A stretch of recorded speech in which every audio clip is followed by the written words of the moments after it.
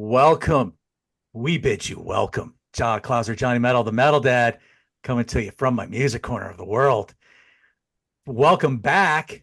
My co-captain was missing last week due to a little bit of a power outage. John the Music Nut. How you doing, my friend? Doing great. How about you? How Rocking y'all and doing? rolling.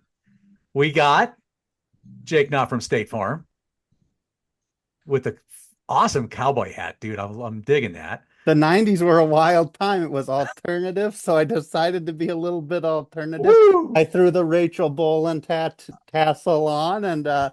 had a little bit of fun with it. Okay. Yeah, gotta love that. We got from Grab a Stack of Rock, Mike Ladano. Brother, Thanks for having me on my time of need, John. always my friend, always my friend. And of course, the Professor Peter Jones. How you doing, my friend? I'm doing well. I was so radical today. I spent extra time trimming the hair in my ears.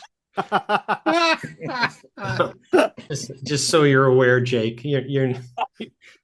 It's all about perspective. So just so you're aware. Okay, well, I wasn't expecting that, so there you go. I know. You never know what you're gonna hear on my music corner. What can we say? Today we are going to touch on an era of music from four different bands that seemingly have been kind of forgotten by their bands. Fans haven't forgotten them. That's why we're going to talk about them today. So, one band we're going to talk about, Karabi Crew. We're going to talk a little bit about that. We're going to talk about a little bit of Bush Thrax, as I've heard it called, and the John Bush era of Anthrax. And for all you Year of the Priest folks, you'll probably be thrilled that we'll be talking about You can get back. the Ripper Owens era. And lastly, but not leastly, this will probably be the one that really divides the people, the Blaze Maiden era. Four bands, all from the 90s, all had one thing in common. Either the original singer leaves or the well-known singer leaves. They get the fill-in, and eventually the well-known or the original singer comes back to the band. So we're going to take this one person at a time. We're going to kind of maybe intersperse some questions here and there. Mike is going to be talking about Karabi Crew. Jake Knott from State Farm is going to be talking about the Ripper Owens Priest era. John the Music Nut will be doing Bush Thrax, as I love calling it that. And then lastly, Peter Jones will be talking about the Blaze Maiden era. So, Mike Ladano, I'm going to leave it up to you first, because I know you said you kind of might need to scoot out a little bit quicker. So Right. I will let you go first. You can hang around as long as you need and then go Thanks. off to do what you need to do. Well, just as a My Music Corner exclusive, the tale is that all my shelving fell down last week. And just today, just a few hours ago, we just finished assembling the new shelving. So my back is aching, my arms are sore because I'm an old man now. And so I'll hang around as long as I can. If I had my music collection accessible, I would have my copy of this album on display right now, but I don't have that. I just have some singles. For me, the story begins back in early 1992 when a girlfriend that I had who had MTV sent me a letter in the mail, and she said that Vince Neil quit Motley Crue. And I was like, no. There's no way that happened. Are you kidding? They're at their peak right now. They just came out with Decade of Decadence. They're going back in the studio and they're going to go and record what they're saying is their heaviest album ever. So no, of course Vince Neil didn't leave the band. Don't be silly. And of course, I had egg on my face. We all know what happened. One day in February 1992, Vince Neil was a little late for a rehearsal due to a rainstorm. He showed up at the rehearsal and was fired. And it had been a long time coming. Nikki Sixx said something along the lines of, "We're having new lead singer talks again." So this is something that obviously had come up before. And there was a lot of speculation in the press about who would be a perfect singer for Motley Crue, and names like Sebastian Bach were thrown around. There was a lot of Sammy speculation Hagar. here in Canada. Sorry? Sammy Hagar says his name was. I wouldn't doubt that. Stephen Cheroux from Kick Tracy was one other name. Jerry McGee from Brighton Rock, Canadian band. He auditioned for Motley Crue, but in the end, they went with John Corabi from a little-known band called The Scream. They had one track out on, I think it was the Encino Man soundtrack, if I'm not mistaken. A song called Young and Dumb. They had a debut album. It was kind of a spin-off of Racer X, actually, which Scott Travis from Judas Priest, he also originated in Racer X. But The Scream, they had the debut album. They were up-and-comers, but obviously when Motley Crue comes knocking on the door, you answer that call. And they spent, a couple of years, I would say, in seclusion, working with Bob Rock. Little Mountain Sound up in Vancouver was probably paid a visit or two. And at the end of the day, Vince Neil was out of the gate first with his debut album, Exposed, which I don't want to get into, but I thought it set an incredibly high bar for Motley Crue to beat. I really did. He had Steve Stevens from Billy Idol's band and some other crack players. Robbie Crane was a bass player. Robbie Crane was the bass player. I started out on rhythm guitar. Phil Susan from Motley Crue, from Ozzy's band, was the original bassist. But anyway, we could go on and on and on about that album. I'm passionate about it. But Motley Crue did, in fact, top it in my mind when they came out with their self-titled album in '94. First lead single was a track called Hooligan's Holiday, which, there it is, a couple different versions of Hooligan's Holiday. And it was definitely different for Motley Crue. Now, in my opinion, this album has 12 songs that you wouldn't want to skip. You wouldn't want to delete them. In my opinion, all the songs except for one called Poison Apples was a change. It was not like anything Motley Crue had done before. They start you off with this incredibly heavy groove called Power to the Music. And, if there's ever a statement about listen to the music, don't listen with your eyes, listen to your ears, that song really did it. And I know Pete Jones just did a show with Martin Popoff on amazing drum sounds on records. And that one was my vote. The Motley Crue '94 album produced by Bob Rock. Killer snare sound by Tommy Lee. We had Power to the Music. We had Uncle Jack, another really angry groover. We had the lead single, Hooligan's Holiday. Then we had a song called Misunderstood featuring a guy by the name of Glenn Hughes on backing vocals. Wow. You really listen to this, you can hear Glenn singing away. There's an orchestra here. This is Motley Crue saying, you think we're home sweet home? You think we're girls? Listen to this. We got the guy from Deep Purple singing with us. We have an orchestra. Take us seriously. And it's a great song. I'm trying to think of the track listings. I don't have it in front of me. After Misunderstood was Love Shine. Love Shine, beautiful little Zeppy acoustic number. They were talking about being influenced by Zepp, and I think you hear it mostly on Love Shine. Sounds like something that they might have written for Led Zeppelin 3. There's some really cool percussion going on there. I don't know exactly what it is. Tabla, maybe. Then they go into Poison Apples, which is the glam rock tune. Flip the record over, you got side 2, and you've got this epic called Till Death Do Us Part, which, they were actually going to call the record Till Death Do Us Part, which is an interesting thing because they actually had a Till Death Do Us Part pact in Motley Crue. If anybody left, if anybody died, that's it. No more Crue. All 4 members got the name tattooed on their arm. And then, of course, Vince Neil leaves and no. We're not breaking up. We're getting a new lead singer and he's getting the tattoo on his arm as well. And he did. Till Death Do Us Part. It's like, 7 minutes long? It is 6 minutes. Just a groove. After that, we have a track called Hammered. And I've always thought Hammered sounded very Sabbathy. There's a very Sabbathy riff in there. Keep wanting to say riff and groove at the same time. But there's this one riff, this and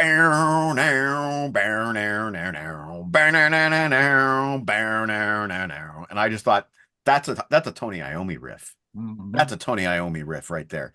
Help me out, John. What comes after Hammered? Welcome to the Numb. Welcome to the Numb. Oh my God, my mind was blown because I love slide guitar. And like I was saying earlier, I think there's some Zeppy influence on this. I one time mashed up Welcome to the Numb with Traveling Riverside Blues on a mixed CD, put them back to back, and they flowed together so seamlessly because there's that slide. And Mick Mars does not get enough credit as a guitar player. I say, listen to the slide on Welcome to the Numb. And Jake's agreeing with me here. Another thing about this song, which I found interesting, is that in a magazine, Nikki Sixx said this song was the most like old Motley Crue. And I don't hear that. I don't hear anything in old Motley Crue that has that kind of groove, you know? After that, we have a song called Smoke the Sky, the pot song on the album. And that one's just, holy smoke, does that one ever hammer. Wow. What a groove. Here we are in 1994. You're supposed to be getting heavier. You're supposed to be getting groovier. You're supposed to be breaking speakers. So far, Motley Crue have hit it on every single track. I'm trying to think. Dropping Like Flies follows that song, taking us back a bit, a little bit more Seattle, perhaps, in sound. My, they're dropping like flies. Definitely could have been a more Seattle kind of song. And they surprised us with that final track, which, again, I need your help. Help me out here. Drift Away. Drift Away. Nice little acoustic song. Probably the most traditional ballad on the album. And I loved it anyway. You kind of need that after all of that hammering and pounding. It's a nice little ending to the record. And it's also interesting because Motley Crue were talking about doing no ballads during this period. But of course, they had a change of heart. To me, any one of these songs could have been a single, really. Any one of these songs. It's one of those records. I thought that Motley Crue had done exactly what they promised us. They came up with something fresh. They came up with something heavy that grooved. They switched lead singers and got this guy with more power and more rasp and, quite frankly, better voice than the previous singer. And unfortunately, that just doesn't matter when you're replacing an iconic lead singer like Vince Neil. It doesn't matter. Yeah. Those guys went out on tour. They played the songs live. I heard them do an incredible version of Home Sweet Home acoustically with Corabi singing. It was great. But, the stages that they were playing on, it's shrunken. They're playing theaters now instead of arenas. And they were coming off Dr. Feelgood. That was, 2 years of Motley Crue being the biggest hard rock band in the world, essentially, replacing the Def Leppards and the Bon Jovis on the top of the charts. And, they had 5 singles off that record, and every single one of them was an MTV staple. Here they are, Hooligan's Holiday. I don't know, did it get played on MTV, guys? It barely got touched here in Canada on Much Music. Little bit. Then you guys remember the MTV interview, the one that really sank them, where Nikki Sixx walked out on the interviewer because he brought up Girls, Hairspray, and Fire.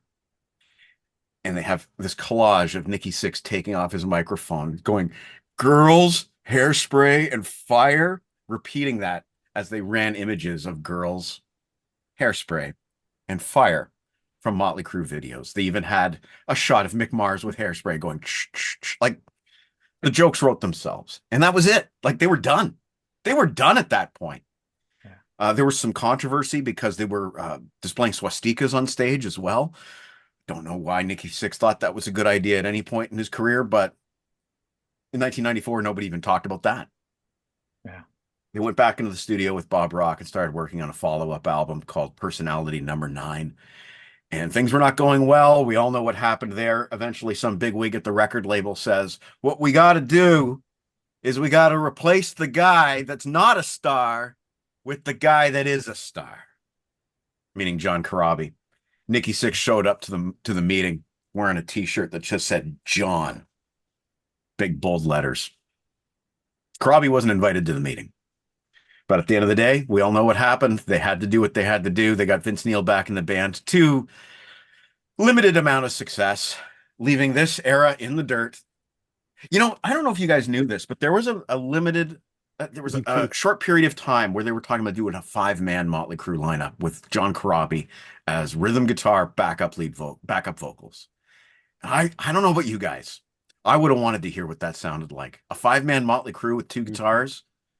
That would have been cool. But obviously, cooler heads persevered, and that never happened. Yeah. They buried this era. I don't know about Vince, if he acknowledges this era or not. He's not as vocal as, say, David Lee Roth about dismissing a prior incarnation of the band. We all know that there were lawsuits, so there's definitely bridges that have been burned between John and Nikki and Tommy. Mick always seemed cool. It's tragic to me that this era of the band is so underlooked. Here's just a collection of some of my singles. I think that I really do think this is a top Motley Crue album. I think it's up there with Shout at the Devil and Too Fast for Love. That would be my top three right there. 5 out of 5 star ratings for all three of those albums to me. You can tell I'm passionate about this. You can tell that I'm passionate about this lineup of the band. I was one of those fans that was waiting for Motley Crue to come out with a new album.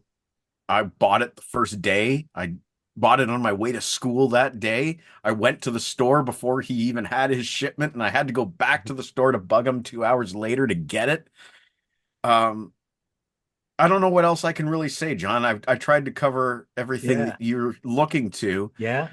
I just would advise one more anecdote. Sure. When Generation Swine came out in 1997, I was working at a used record store, and we sold a limited amount of new products. And a guy comes in, he goes, I hear Vince Neil's back in the band. Let me hear that new Motley Crue album. So I put it on the headphones for him, and I said, just so you know, I think the album they did before this one's even better. Like, give it a listen, but let me know what you think. And he gave it a listen. He takes off his headphones, and he's like, whoa, that sucked. That sucked. I thought I was hearing Motley Crue. That's not Motley Crue. And I said, let me play something for you. I put on the 94 self-titled album for him. He took off the headphones, and he goes, I'll take that. I didn't know it existed, but I'll take it. So there you go. That's my anecdote, and I'm going to use that as a metaphor for the entire story. There you go. So the album itself went number 7. It got up to number 7 on the Billboard charts, proceeded to plummet shortly afterwards. It actually did manage to go gold. Had the 2 singles, Hooligans Holiday and Misunderstood.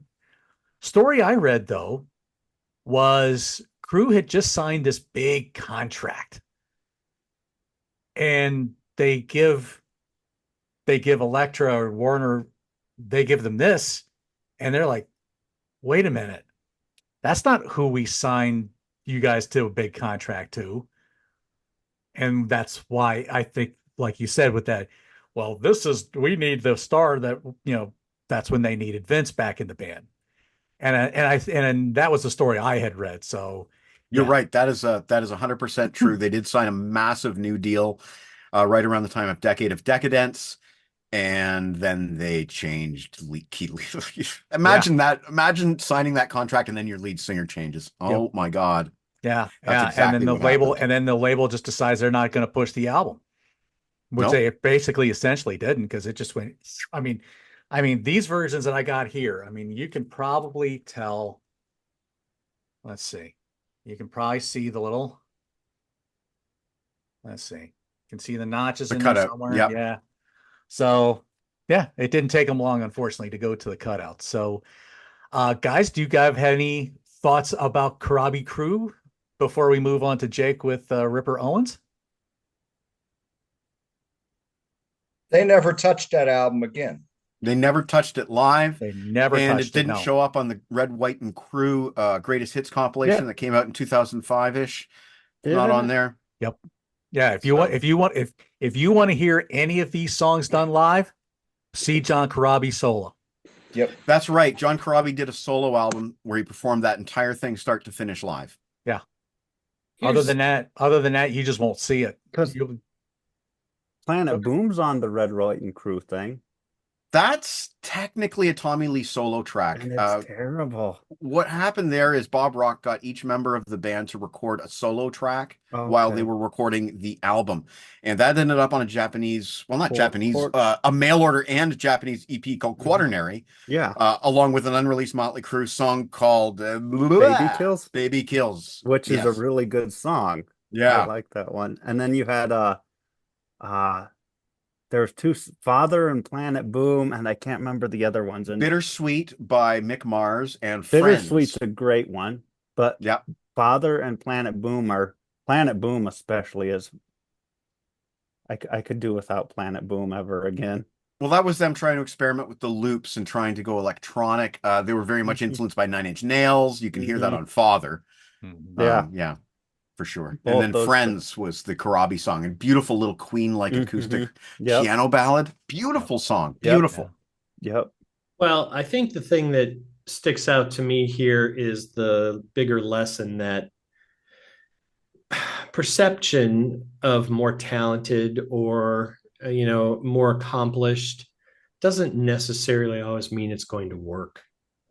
I don't think there would be too many people who would technically believe that, and I believe correctly so, that John was a more accomplished singer. hmm He had better pitch control, better diction. He had better control over his range, all those types of things, which I think are measurable. But Vince is dripping with the stuff that you can't measure so easily. The chemistry, we've talked about it between the two Johns. There's just something there that just makes it feel right to the majority of the people who put their hard-earned money down and go, yeah, okay, maybe it sounds better, but, and whatever that but is, says this doesn't translate for me. So you can see it as, and I see this as a complete one-off. Obviously, it is, both actually and hyperbole. It's almost more as if all the guys did a solo album and just didn't call Vince and decided to bring some other guy in. The fact that Motley's name on it is almost, to the point where you debate whether Seventh Star is really Sabbath or not.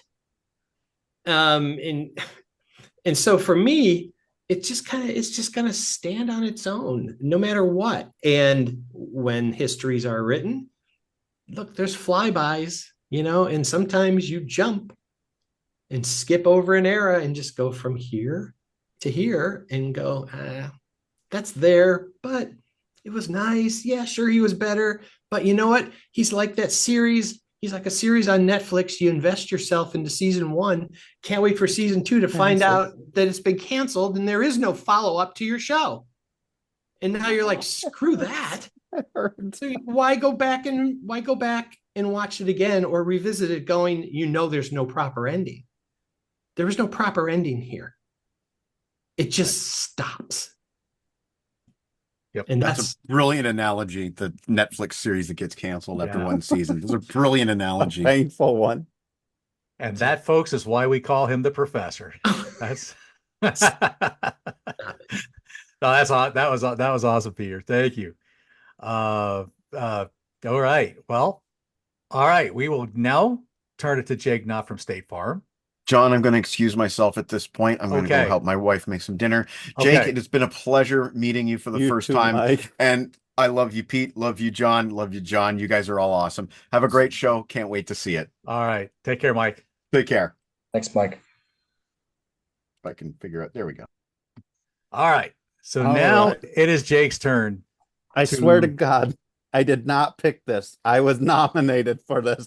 But I'm going to end up being the Ripper Owens guy forever. Because this man showed such passion for these albums. Yeah. That's why. It's going to be my thing. Okay. It's going to be on his gravestone, folks. He was the Ripper Owens guy.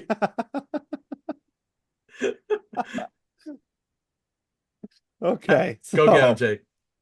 In 1990, Priest released Painkiller. Man, we are going to tread old ground here. Which was a resounding success. Let me grab my notes here. Unlock it. A resounding success and sold, according to what I have, it sold 500,000 copies, according to this. Okay. Now, huge album for Priest. Absolutely huge. Huge tour, huge album, huge everything. Afterwards, Rob's kind of not feeling it. Now, there's conflicting stories.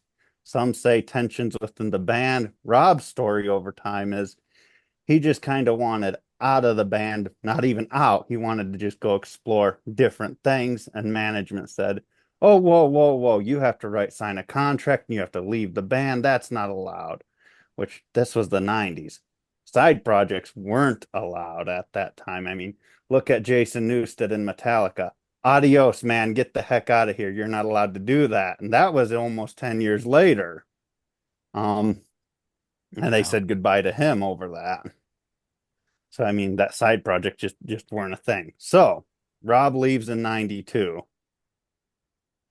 And you have Priest sitting dormant for a while. Rob does two Fight. That I've never listened to any of those albums, honestly. Maybe I should. Yes, you should. I should? Okay. Fight is exceptionally great. Okay. War of Words, epic. Okay. So I should go check them out. Oh my God, yes. All right. Okay. I will add them in my next 2 weeks rotation. That's a major, yeah. Fight, right? You said Fight, not two? Yeah, two Fight. is very interesting. It's definitely worth listening. Okay. Yeah, absolutely.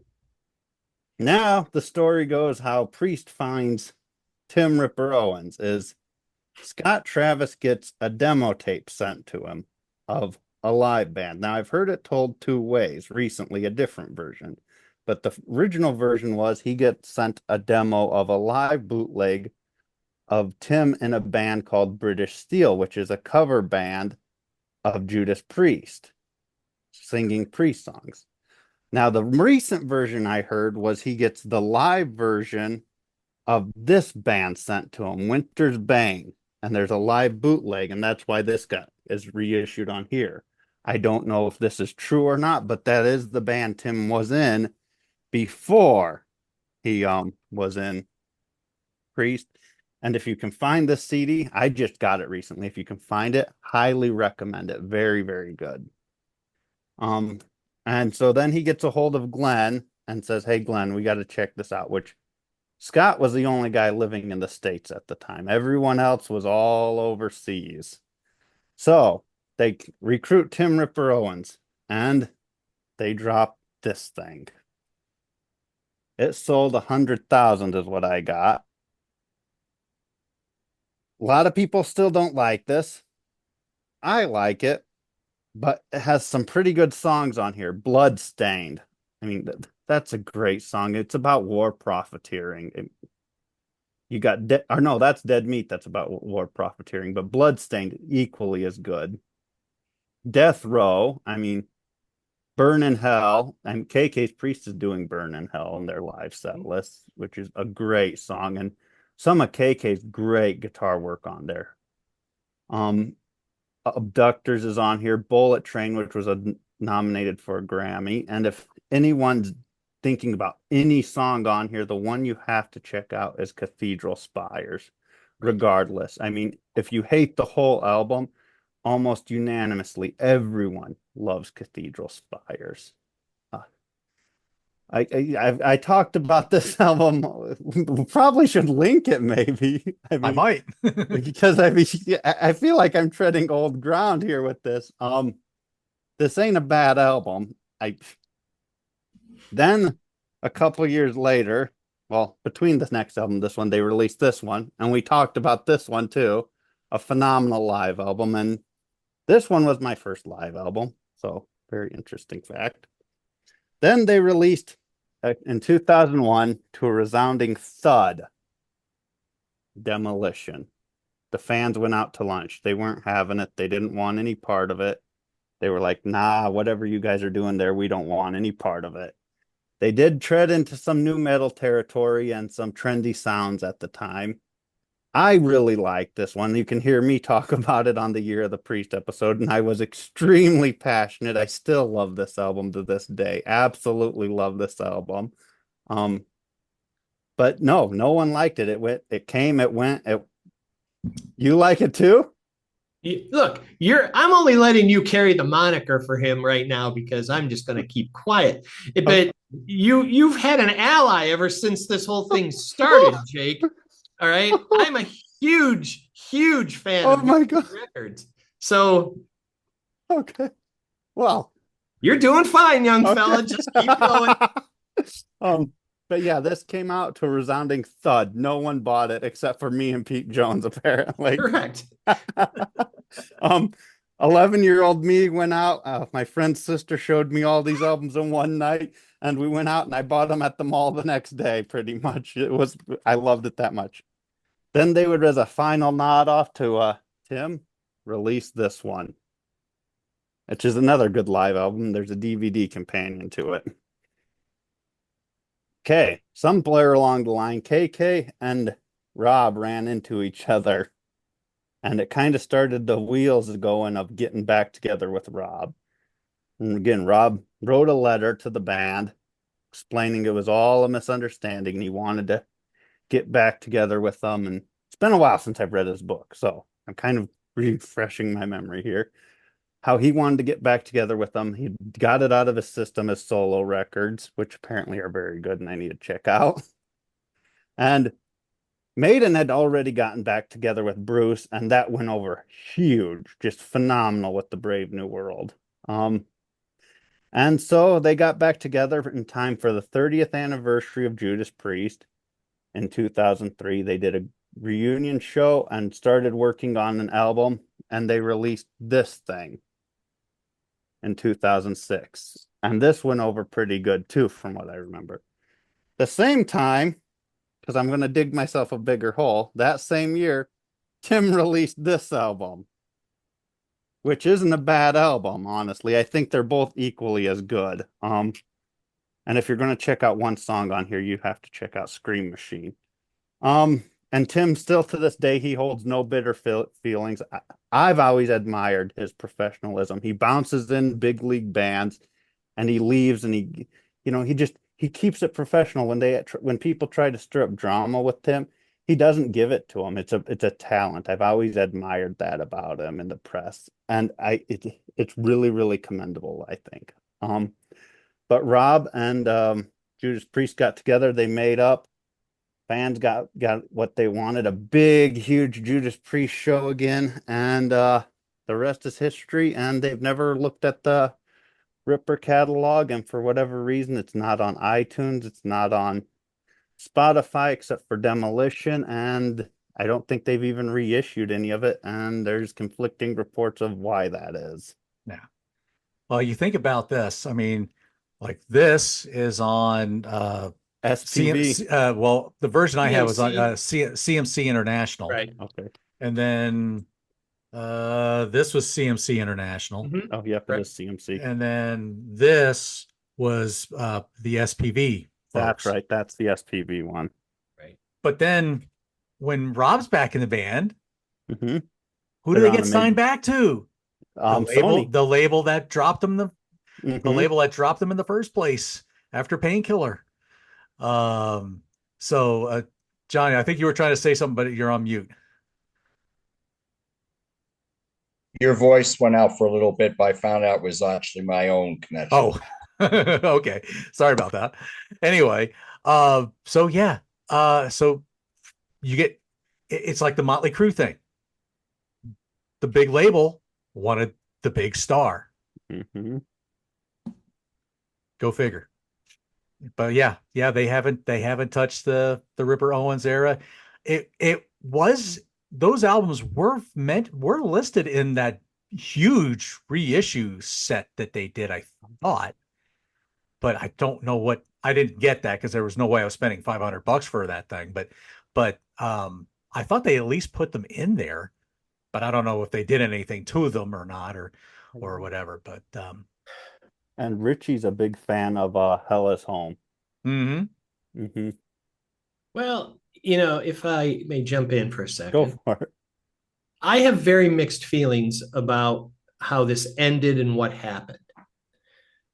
Not only am I an unapologetic fan of what Tim did on those two records, I will say here for the record that I was not and have not been a fan of what Priest has done since Rob rejoined. I preferred Rob stay solo. I think Resurrection, Live Resurrection, Crucible, and Made of Metal are far superior and enjoyable in my catalog than anything from Angel of Retribution till now, till Invisible Shield.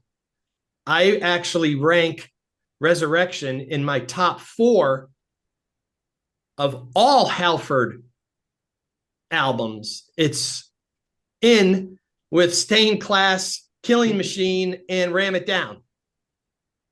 It's in the top 4. That's how much I love what Rob did with that band and what he was doing. I was very disappointed to see that Tim had left and was out, and wanted to find a way for that to work.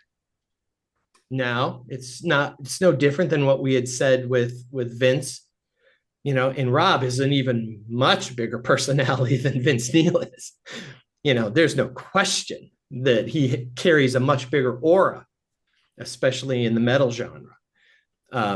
His, unlike Vince, sorry, Vince, don't need to slog you, but Rob is heralded, and rightly so, as one of, if not the greatest metal singer ever. That's not a list that Vince Neil's ever going to be on. So I was really torn. I enjoyed the material that was on here. I would have preferred that they go back to standard tuning. I preferred that the guitars were cleaner that way. Tim certainly didn't have an issue with range. I don't know what the point of down tuning was in the first place, other than to try and sound more metal, because he certainly didn't have any trouble singing anything. His range was unlimited. It was no trouble for him whatsoever. I liked the way some of the songs were working. I liked that. And it was a seminal moment for me, because my divergence at that point was torn. Rob's solo band was gone, and that hurt. Tim was out and becomes kind of a perpetual journeyman, never getting the respect that he just rightly deserved. And then on top of that, being rather frustrated with what Priest had done since. So I'm kind of in a 3-way hell. Because I'm frustrated all the way around. So it's a very heavy crossroads for me at that point. So a lot happened between the end of Demolition and the beginning of Angel of Retribution for me. Yeah, I don't think I could add anything to that. That's just, again, it's just a shame. You're just not going to hear these songs unless you check out KK's Priest. And even then, it's not like they're doing a lot of the Ripper Owens era in KK's Priest. Maybe 1 or 2 tracks, maybe. I think we'll see what this new tour. We'll see what this new tour does. But I got a feeling it's probably going to be just the usual, the usual KK tracks, the KK's Priest. Yeah, it's an opening slot for Accept. They're not going to have a lot of time to play longer extended sets. Yeah. So, all right, John the Music Nut, hit us with some Bush Thrax. Okay. So, in 1990, Anthrax released "Persistence of Time." For a lot of heavy metal fans, that was a return to form. They got rid of the comic relief, and they became a heavy band again. Joey was singing in a lower register instead of those high screams that he was doing on the previous albums. And it continued their trend of getting gold albums in the United States British release. Their last performance as a band, if you want to call it a performance, was their appearance on Married with Children, when they appeared at the Bundy's house, and they were playing In My World from that album, while also raiding the refrigerator and eating the mystery pack, which, although it was in the refrigerator, it was still hot. Nonetheless, Joey was fired from the band, but it wasn't a personal thing. It was creative differences, which you hear a lot, but normally isn't that. It's usually something else. This time it was certainly a creative thing. Enter John Bush. They asked John Bush to join a band, and they had just released Symbol of Salvation with Armored Saint, and then they broke up because Dave Pritchard had died during the recording of that album. And they put this out, Sound of White Noise, in 1993. Now, to me, they never touched this before or since. And I know I'm contrarian, but I stand by it, because here they were making their songs a little more accessible, a little more melodic. They were tightening the grooves, and they were still thrash. They were still heavy. At this time, and you got to thank Metallica for this. Metallica went a little more accessible on the Black Album, and now their songs are getting played on album-oriented rock radio. Megadeth followed in that path, and so would Anthrax. But this is their best album, in my opinion, and it was the first of 4 that John would do with Anthrax. Their first and only album, they hit the top 10 at number 7. Their last album, to go gold. To me, this is the Anthrax album to own. They still do the song only from this album live. There were 4 singles on this album. Only, Room for One More, Black Lodge, and High Pro Glow. Black Lodge and Only got played a lot on AOR stations. High Pro Glow, if my memory serves me correctly, I think they did that on the Arsenio Hall show back in the day. Sounds right. Yes, I haven't seen the video lately, but I do remember seeing it as it first aired. But what happened was Anthrax said, continued their string. They became more accessible with a different singer. This album still really holds up today. After this, they made 3 more albums. Now, I'm not going to lie to you. I'm not a big fan of these albums, but there is stuff to offer on each of these. This is Stomp 442. This debuted at number 47 on Billboard. It also got banned by Walmart because if you look right here, there's a naked guy standing next to this huge pile of trash. Which my fingers cover mine, but Exactly. Censor. Censor. There you go. Stop censoring your channel, John. My God, yes.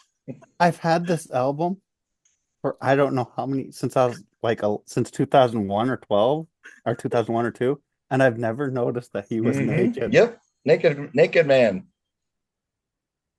Back of a naked man. You're not seeing penis here. No, but if it was a chick, I guarantee you, at that age, I would have noticed that it was a naked chick. But a naked guy, completely oblivious to. But 11, 12-year-old would have noticed if it was a chick. Oh boy. When I first heard this album, I did not like it at all. Friend of mine had it, never bought it. I only bought this again maybe a year ago or so. And this album, when you listen to it, they're still trying to stay heavy and still trying to stay melodic, but the melodic stuff doesn't work on the same level that the previous album did.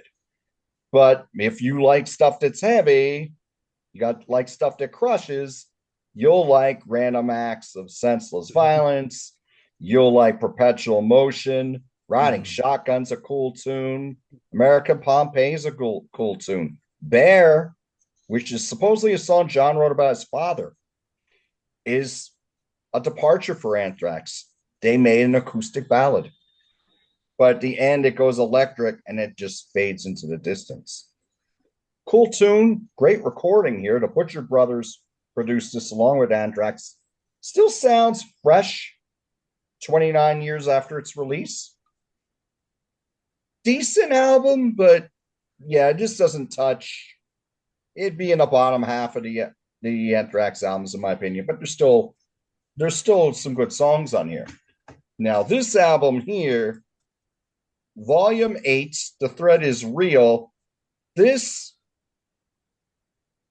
is one of the finest exhibits, if you want to say fine, of let's throw all these ideas at the wall and let's see what sticks. First two songs, Crush and Catharsis. No pun intended, crush. And then from here, you got a lot of songs that just don't work.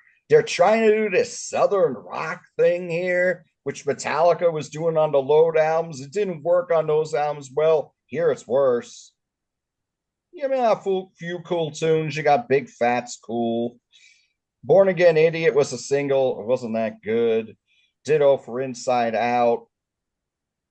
Cup of Joe sounds like something they would do off SOD would do off of Stormtroopers. I'm sorry, speak English or die. That's what I think of Cup of Joe. Stealing from a Thief. Well, I told you, Jake. we talked about that off air. Okay, there you go. Sorry.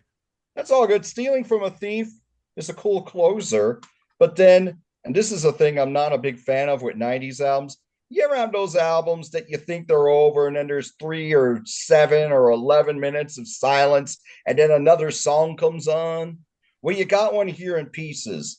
But unlike most of those albums, this is actually a cool tune. But unlike Anthrax again, but then you get a acoustic song all the way through for Frank Bello singing lead vocal, and it's quite good. And it's one of the few highlights on the album.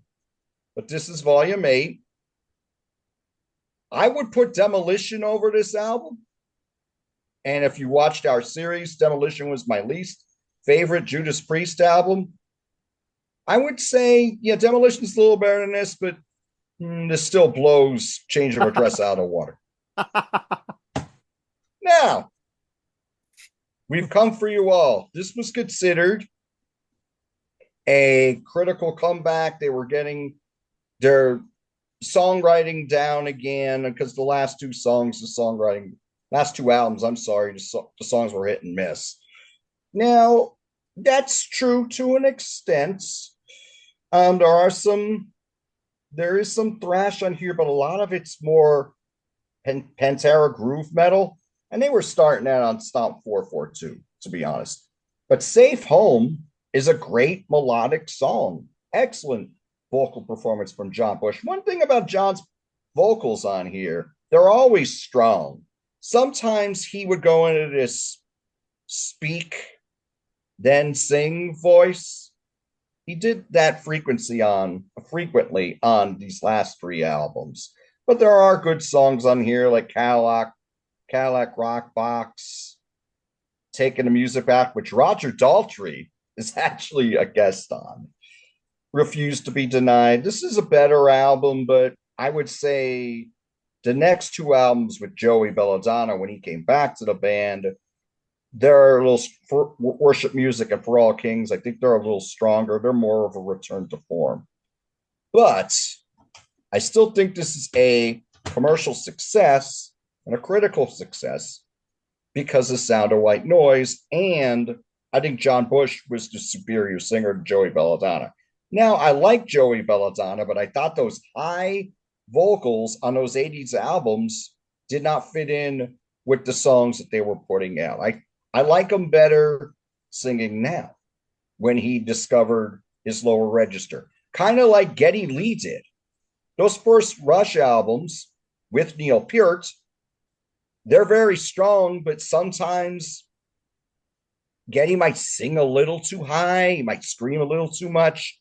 By Hemispheres, he was really finding his voice. And by Permanent Waves, he found that happy medium. And those 80s albums, whether you like them or not, he sings so well on those albums. Yeah. This is proof positive. You can bring in a new singer, a different kind of singer, a more traditional heavy metal singer who writes lyrics with the band and put out a strong album. Again, my favorite from Anthrax. Excellent album. And I would probably put in, if it was 2 to 5, it'd probably be Joey albums. But this is killer. And what happened as far as why did John leave. Well, what happened was they wanted to bring Joey back to do Among the Living tour, the classic lineup, because Among the Living is their most successful album. They didn't fire John Bush. They actually wanted John Bush to join the tour, and he was going to sing with Joey, and he didn't feel comfortable about that, so he left. They fire Joey again. They bring in Don Nelson, and he didn't work out. So then they want John back, and by this point, Armored Saint's getting back together. So he went back with Armored Saint, and he said there was nothing personal or anything like that. They all still get along well. Joey and John respect each other and all that. He just didn't go back. I mean, I think he did a tour with him in 2009 or 2010. There you go. Oh yeah. They did this album in 2004. Is that the re-records of it's of the called Joey era? The Greater of Two Evils, and they Anthrax recorded all the Joey, like not all, but the Joey hits with John Bush, and vastly different in sound too. Like if you expect it to just be like the sound and style that they played on those albums with just John, no, it sounds more like maybe Sound of White Noise or We've Come for You, or We've Come for You All. Yeah, We've Come for You All. It sounds something like that, cross between those two. It's different. It's weird hearing those songs in that style. Well, you touched on the Pantera-like groove, and of course, Dimebag makes an appearance on at least Stomp 442 and the last three albums. Actually, all three albums with John. So he actually makes some appearances here, and actually Phil Anselmo's on Volume 8. Mm-hmm. And so obviously the Pantera influence was definitely in the band somewhere. But a question that I threw out to Jake before you came on off air: how much of We Come for You All sounds like you're still hearing an Armored Saint album somehow? I thought that on Safe Home easy. Yeah.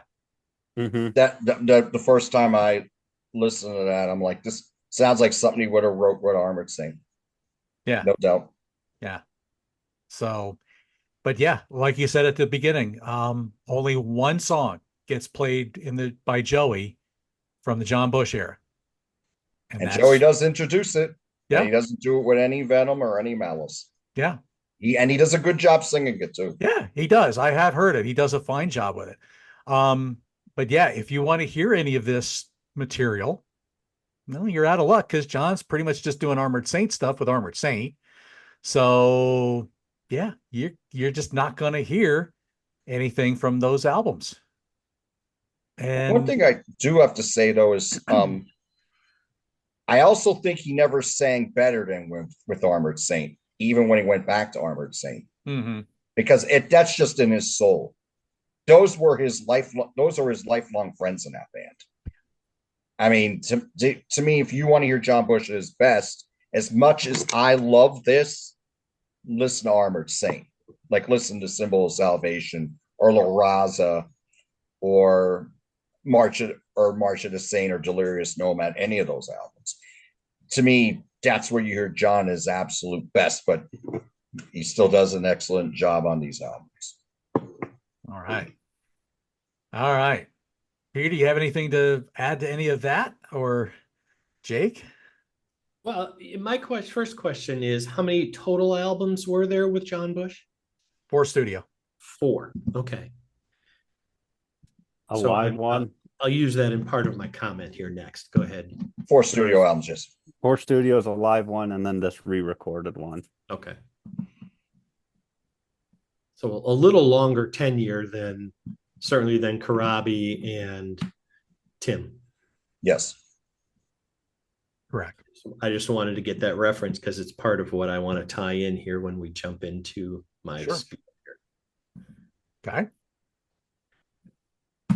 When I think of these bands, first thing I want to talk about is public's perception as to whose fault this is. Say, well, what does that matter? Well, it matters the most. I never got the sense that people blamed Karabi. He was just the guy who was brought in and did his gig and did the one and done, and you're out. There's way more venom thrown at Vince. I mean, at Nikki mostly, because everybody perceived he was pulling the strings. Tim, I don't think gets the personal attack. No, Glenn and KK, this was their doing. And I don't know enough about Anthrax, so John, I will defer to you. Do people blame John Bush for this period? No. Okay. No. And this is where I want to draw the strong delineation, because now we're talking about Iron Maiden. I know. And we're talking about the exact opposite scenario of what I just said.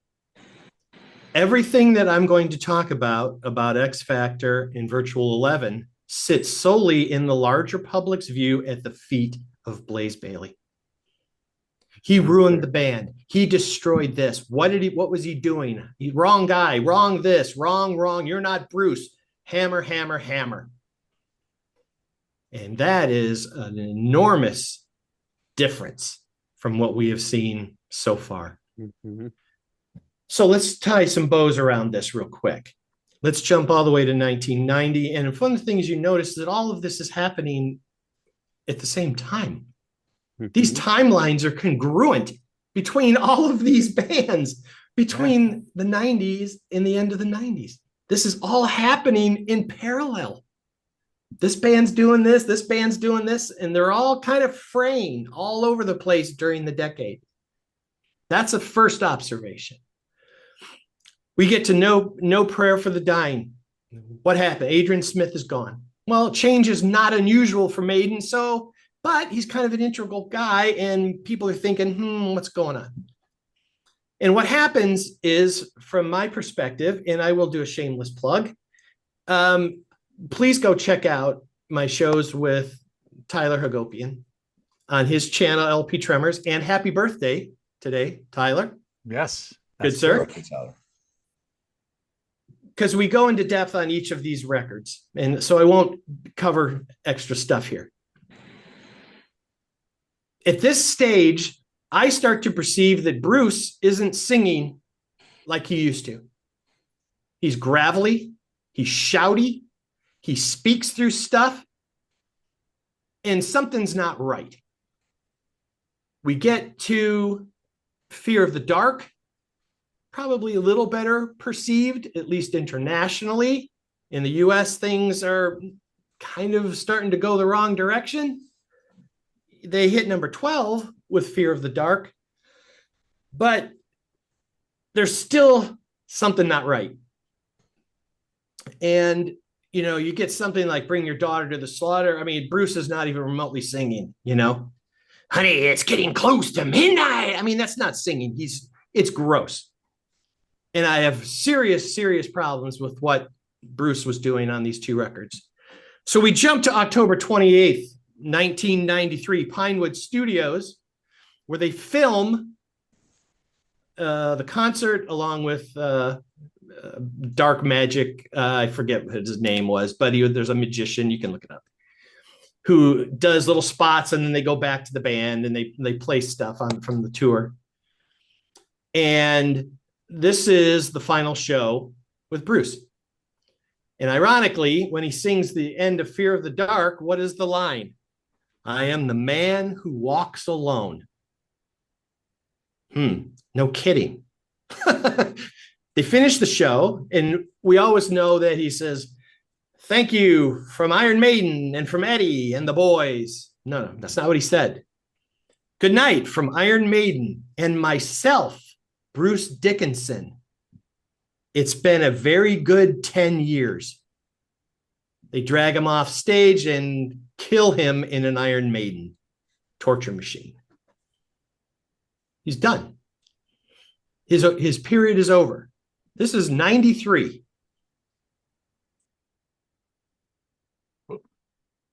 Sorry, we have this long period of time. almost 2 years before they come out with a new album and a new singer. Well, what in the world happened during this whole period? The reports are between 1,000 and 1,500 demo tapes were gone through.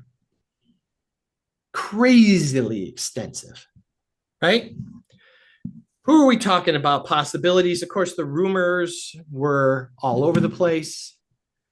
Michael Kiske from Halloween.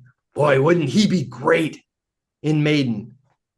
He debunks the whole thing. He was never asked, let alone ever got in the room with him. Didn't happen. We get to a gentleman by the name of Russ North from Clavenhoof. You can look the band up. Strong singer. They get it down to like a finalist of like 10 or 12 finalists. Doogie White is in there. Tremendous singer.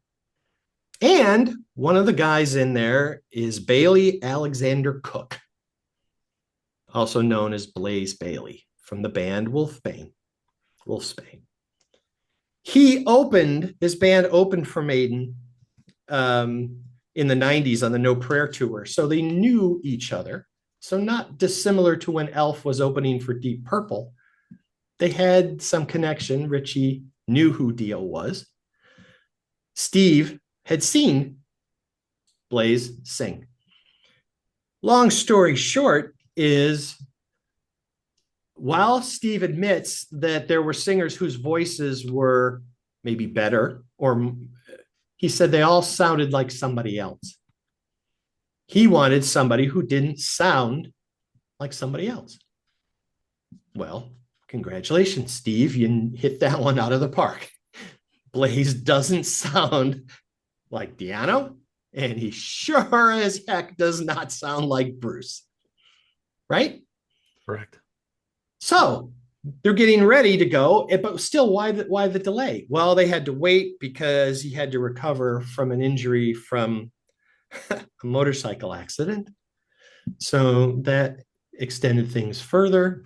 And finally, in October of 95, we get X Factor, right? Long gone is, obviously Martin Birch by this period is already long gone. Got Nigel Green, who's producing. And I'm not going to delve into tracks and things too much here again. Go reference what we did when we broke them all down individually. But what I'm trying to get at here is this album, and I'm just going to do them as a pair. X Factor in March of 98. Fear of the Dark was at 12 in the US. X Factor was 147. Massive drop. Huge.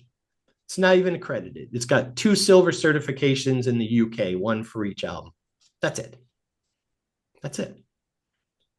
Now, let's talk about, and I've made the point in my final summation of X Virtual 11, that I feel strongly that there was a scapegoat put up for Slaughter for this period to try and justify something, and that scapegoat was Blaze Bailey.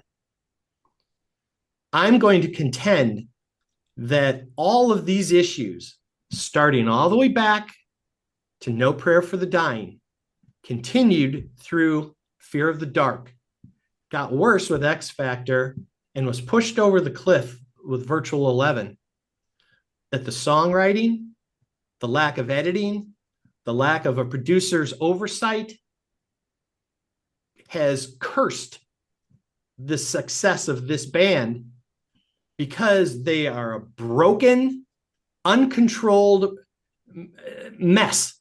And all of this falls at the feet of Steve Harris. You, Steve, you. This is your doing. The problems with these records are not Blaze's fault. Blaze sings the way he sings. How would you like him to be any different? You hired him. You didn't want him to sound like someone else. Okay. Then don't blame him or throw him under the bus because, well, his material was okay, but yeah, He still has to sing Hallowed Be Thy Name. He still has to sing The Trooper. He still has to do the Bruce material. It's a major part of their set. You can't ignore that. Great. Maybe on his songs, he sounds okay. He's a little bit pitchy. He's got a little thicker, darker tonality to his voice. He does not have that operatic approach. He doesn't have the control of his voice that Bruce does. And he doesn't have the punky edge that Paul had.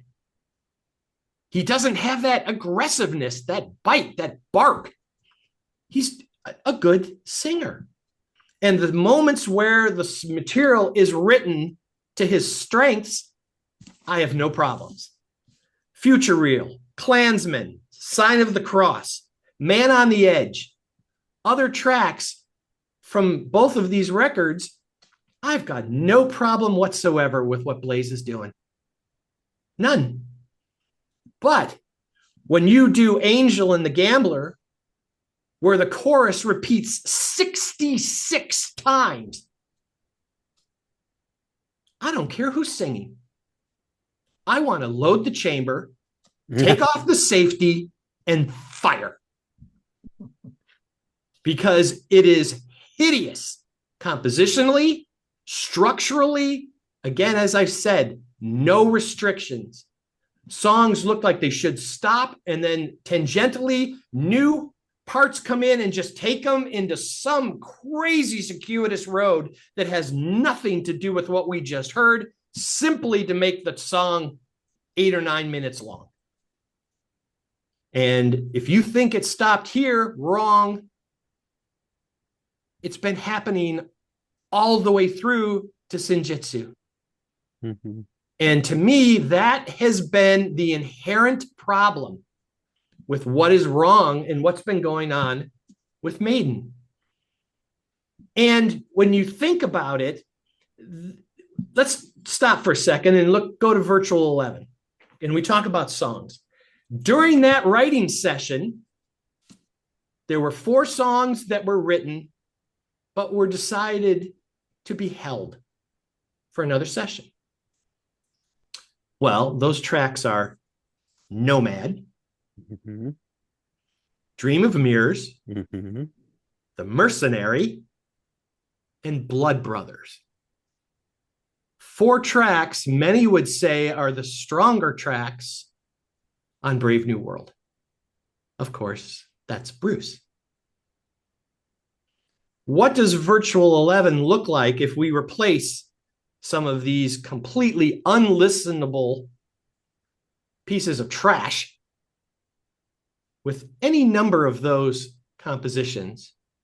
How would we be feeling about maybe where they were during this period? It was never going to make Blaze acceptable live doing the Bruce material. There's no way to hide that. You can't blame somebody who's short for not being able to dunk. I mean, they're what they are. This band was a mess.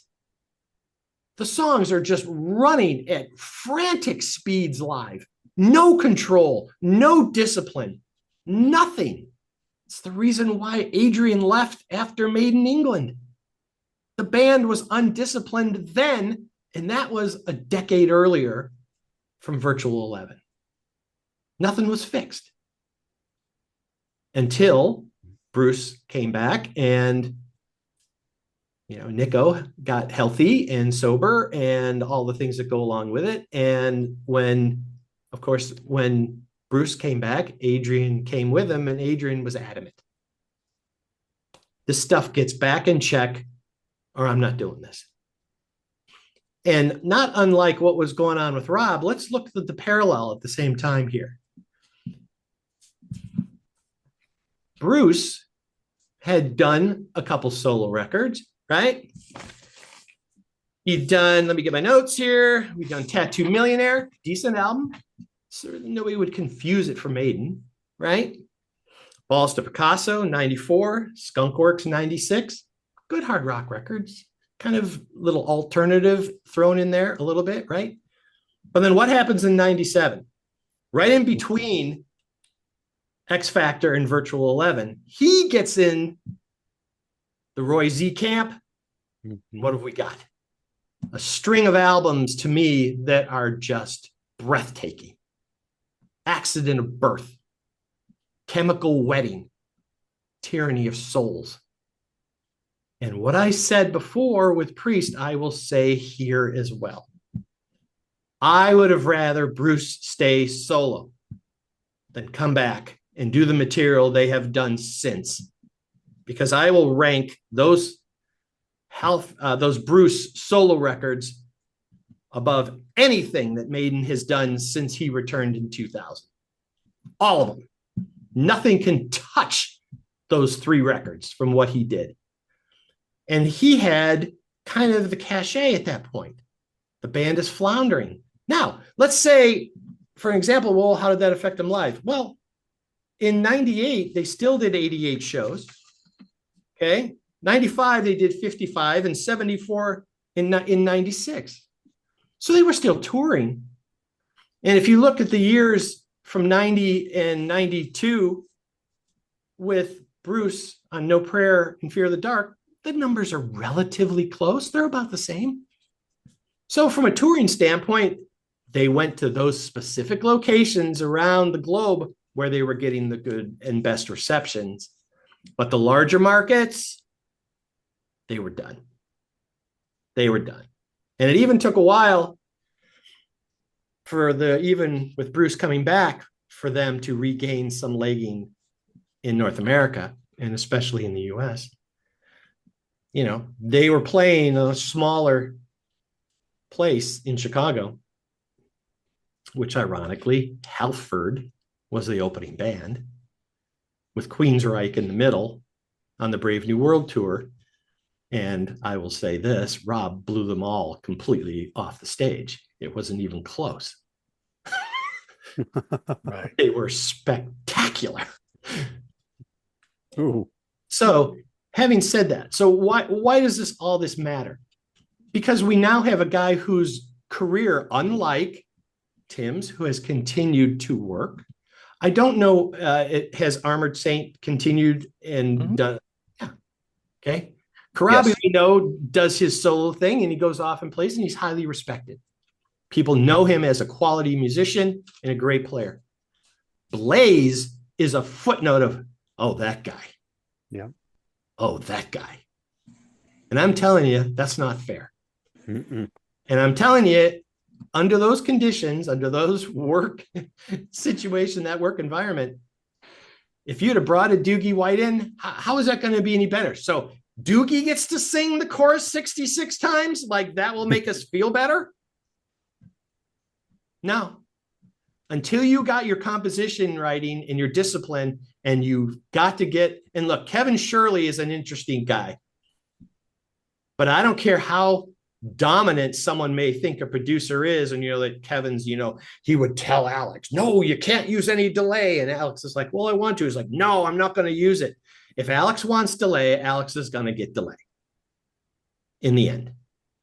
Nobody tells Steve Harris what to do in Iron Maiden. Nobody ever. Starts, stops with Harry. Yeah. So all of this, I put at him. Now, it is so unusual that when he left, they do play the Klansmen. And Bruce does a great job because I think it's one of their better songs.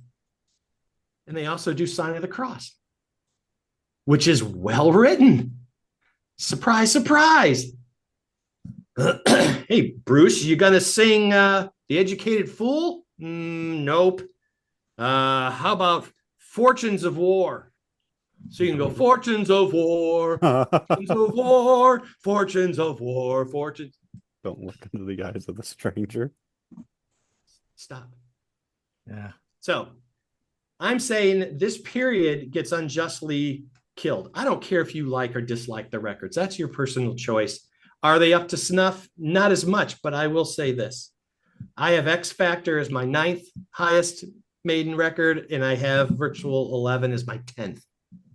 That clearly means there's a lot of records below that. And guess when they all came out? 2000 forward. Yep. Because I would rather listen to these, and they're even ahead of Fear of the Dark and No Prayer, because I'd rather hear Blaze sing than hear Bruce cackle and croak. That's just my ears. Yeah. So I respect these records, and I respect him as a singer. And the spots that are well done are well done. What's horrible is horrible.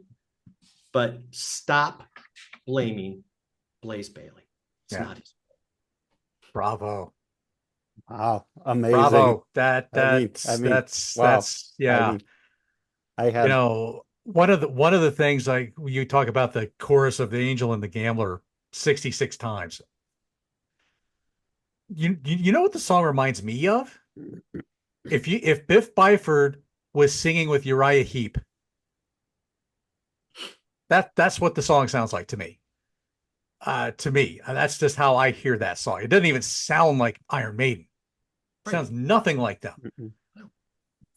Futureal, I thought was a good opener. I thought it was a good album opener, and they did it on the Ed Hunter tour, or the Ed Hunter tour, with Bruce singing it. Maybe Como Estas Amigos. Okay, not bad. That one's not bad. I thought that was. I love that one. I thought that was a decent one. Klansman, I think, was tailor made for Bruce, as was Sign of the Cross. Yeah, I mean, after that, there's not much else on X Factor that really. Maybe Lord of the Flies a little bit. I don't know. There weren't a whole lot of songs on that one that really stuck to me, but yeah, I mean, there were 3 or 4 standouts, and if I remember, I think there were 4 tracks when I was ranking the tracks.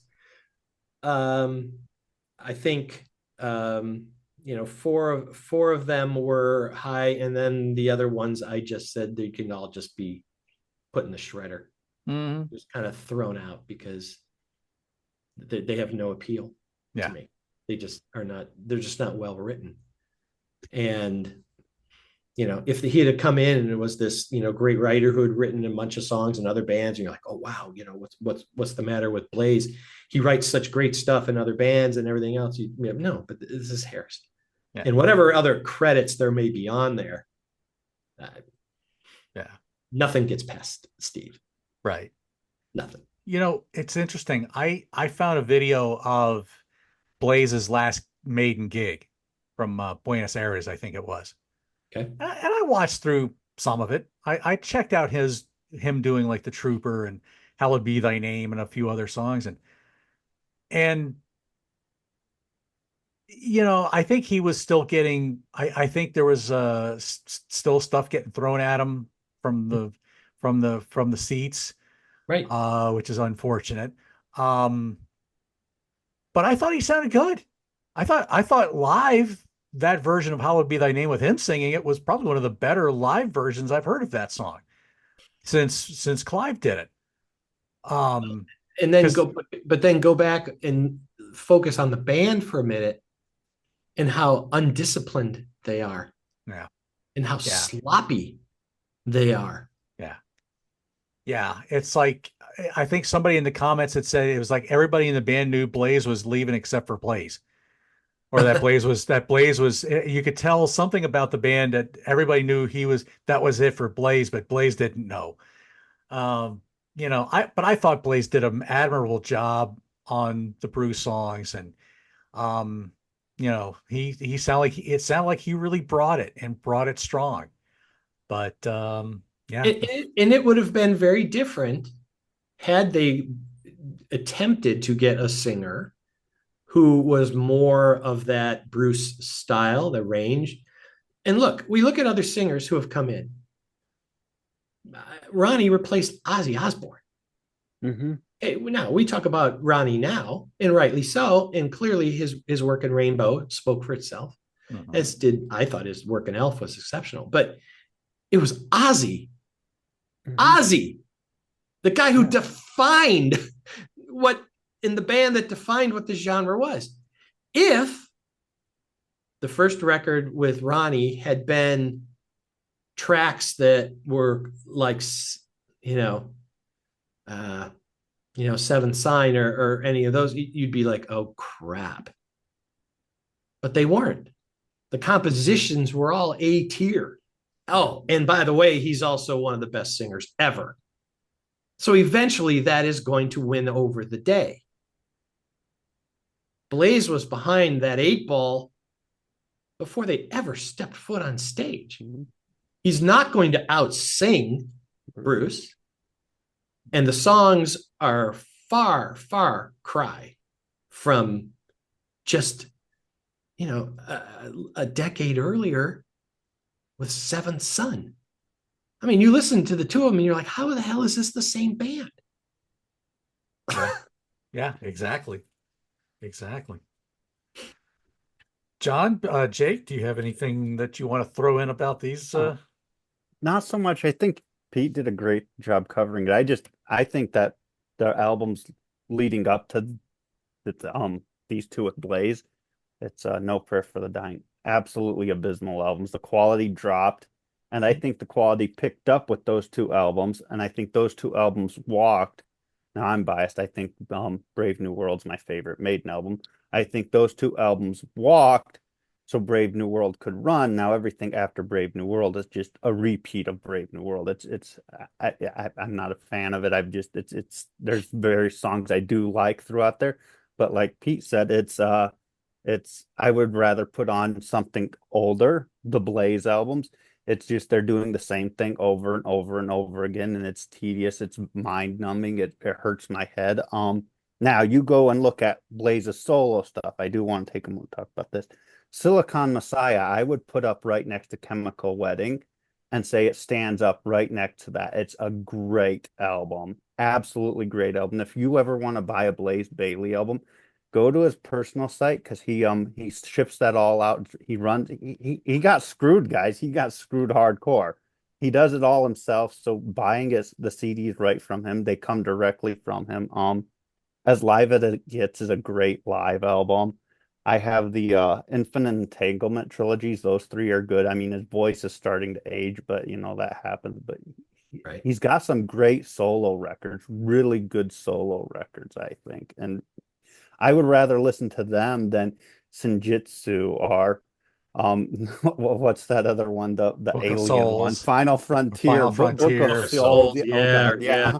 I would rather listen to Blaze's solo stuff than those later Maiden albums. Now, does Maiden put on great show? Absolutely. I'll go see Maiden whenever I can, but their new stuff it's a slog, man. It's like you go to work and you're like, oh, guess what? Your relief didn't show up. You have to stay for another 4 hours, and your 12-hour shift just turned into a 16-hour shift. That's how I feel listening to another Maiden album. It's like, no. And what's interesting, and it's not lost on me, especially here in North America, that on the Brave New World tour, everybody was excited. Bruce is back. What do? They open the set with the first 4 tracks of Brave New World. The people sitting around me are going, I have no idea what the hell these songs are. Mm-hmm. They didn't know what they were until they finally went into something vintage, and then the place went nuts. And then it was right back to, because Bruce and Steve are adamant, when I have new material, we're playing new material. This is the way it goes. We're playing our new stuff. But then what would they do? The next tour around, they do a retro. Mm-hmm. Oh, here comes a redo of the Made in England, the Seventh Son. Well, the numbers, all of a sudden they're playing all the big stadiums again, because ahead of time the material is stuff you're going to know. With a cool stage reproduction, all that great new modern stuff, technologies, the visual effects, but the material. And if you're going to go out and say, okay, we're going to play the entire Book of Souls, and if you're like, I don't even know that record or whatever, you're like, why the hell should I show up? Now, to Maiden's credit, if they wanted to, all they had to do is pick selected cities in Europe and then play South America, and they'll cash in as if they toured the whole U.S. Yeah. They don't need the U.S. market anymore. They're selective and big enough in other markets. And I've always said that, things go in cycles. I think that South America is still just barely getting out of what I would call their 70s period. Mm-hmm. They're discovering all these new bands and they're having more access and more and more. So what do? You go down to South America and you play to 80,000 people in a half full soccer stadium because it holds 200,000 people, but you're still playing to 80,000 people, and so they can do that. They can be selective. Those big days of, here comes, the new Maiden record and let's dance all over the US and hit all these big nobody's doing that anymore. No, they're not doing that here. No. But I think to answer your question, Jake, about No Prayer and all that stuff going, that's your reason why those albums are lacking. No Adrian. Oh, Adrian, yeah. Mm-hmm. Adrian's gone. Right. And Adrian was just a huge part of that.